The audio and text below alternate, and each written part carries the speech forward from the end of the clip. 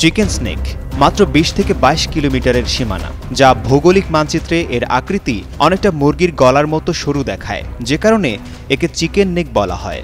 ভারতের উত্তর পূর্বাঞ্চলের প্রবেশদ্বার হিসেবে পরিচিত কৌশলগতভাবে অত্যন্ত সংবেদনশীল শিলিগুড়ি করিডোর বা চিকেন স্নেক এলাকায় নিরাপত্তা জোরদার করতে সম্প্রতি পশ্চিমবঙ্গের শিলিগুড়িতে একটি উচ্চ পর্যায়ের আন্তঃবাহিনী বৈঠক করেছে মোদী সরকার। এই বৈঠকটি হয় স্টেট সাবসিডিয়ারি মাল্টি এজেন্সি সেন্টারের ব্যানারে, যেখানে ভারতের প্রায় সব গুরুত্বপূর্ণ নিরাপত্তা ও গোয়েন্দা সংস্থার শীর্ষ কর্মকর্তারা অংশ নেন। বৈঠকে উপস্থিত ছিলেন ভারতীয় সেনাবাহিনী, আর্মি ইন্টেলিজেন্স, ভারতীয় বিমান বাহিনী, BSF, SSB, CISF, ITBP, RPF, GRP, রাজ্য পুলিশের গোয়েন্দা শাখা, কেন্দ্রীয় এবং রাজ্য স্তরের একাধিক সংস্থার ঊর্ধ্বতন কর্মকর্তারা। আলোচনার মূল বিষয়বস্তু ছিল চিকেন স্নেক অঞ্চলের নিরাপত্তা চ্যালেঞ্জ, সীমান্ত নজরদারি, অবৈধ অনুপ্রবেশ, সন্ত্রাসী নেটওয়ার্ক পর্যবেক্ষণ এবং আন্তঃসংস্থাগত গোয়েন্দা তথ্য আদান প্রদান ব্যবস্থা আরও শক্তিশালী করা।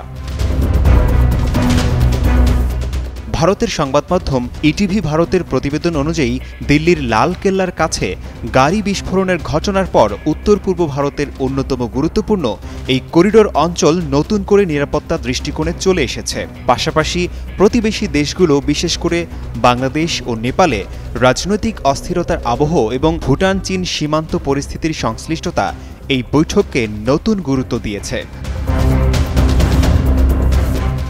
যদিও শিলিগুড়ির পুলিশ কমিশনার সি সুধাকর এই বৈঠককে রুটিন হিসেবে উল্লেখ করে বলেছেন, নিরাপত্তা সংক্রান্ত বৈঠকের বিষয়ে প্রকাশ্যে কিছু বলা সম্ভব নয়, এটি তাদের নিয়মিত প্রক্রিয়ার অংশ। তবে নিরাপত্তা বিশ্লেষকদের একটি বড় অংশ মনে করছেন, সাম্প্রতিক আঞ্চলিক ভূরাজনৈতিক বাস্তবতায় এই বৈঠক প্রতীকীভাবে রুটিনের চেয়েও অনেক বেশি তাৎপর্যপূর্ণ।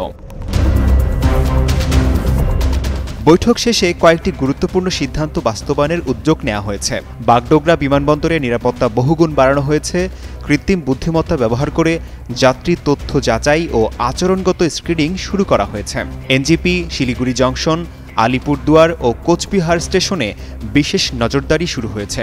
রাজধানী এক্সপ্রেস ও বন্দে ভারত সহ গুরুত্বপূর্ণ ট্রেনগুলোতে সশস্ত্র নিরাপত্তারক্ষী মোতায়েন করা হয়েছে এবং জাতীয় মহাসড়ক ও এশিয়ান হাইওয়েতে অতিরিক্ত পুলিশ টহল শুরু করা হয়েছে।